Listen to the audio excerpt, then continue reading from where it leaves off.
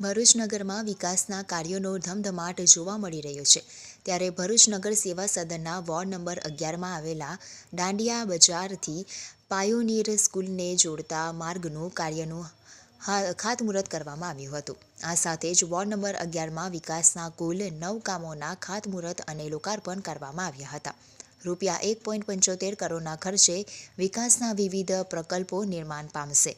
ખાતમુહૂર્ત સમારોહમાં ભરૂચના ધારાસભ્ય રમેશ મિસ્ત્રી, નગર સેવા સદનના પ્રમુખ વિભૂતિ યાદવ સહિતના પદાધિકારીઓ, સ્થાનિક નગરસેવકો અને સ્થાનિકો ઉપસ્થિત રહ્યા।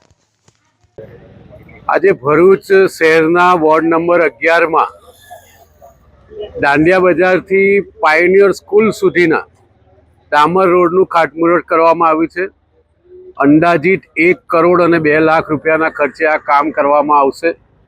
સાથે સાથે બીજા 7 જેટલા કામો મુખ્યત્વે પાનખાડી વિસ્તારમાં સીસી રોડ, જૂની કોર્ટથી શંકરાચાર્ય મઠ સુધીનો પેવર બ્લોકનો માર્ગ અને આ સિવાયના વોર્ડ નંબર 5ના અન્ય 5 રસ્તાઓ જે પેવર બ્લોકના છે, આમ કુલ મળીને 1 કરોડ અને 75 લાખ રૂપિયાના 9 જેટલા કામોનું ખાતમુહૂર્ત કરવામાં આવ્યું છે। ઘણા સમયથી આ કામો મંજૂર કરવામાં આવ્યા હતા।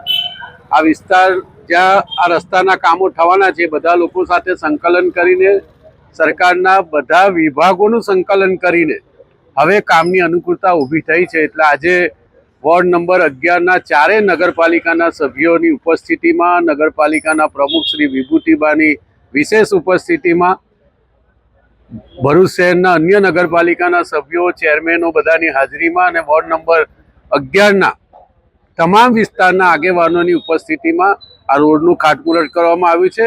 તાત્કાલિક 2-3 દિવસમાં જ આ બધા કામો શરૂ થશે અને આગામી દિવસોમાં કામ પૂર્ણ થશે। આ વિસ્તારની સુવિધામાં, નાગરિકોની સુવિધામાં વધારો થશે।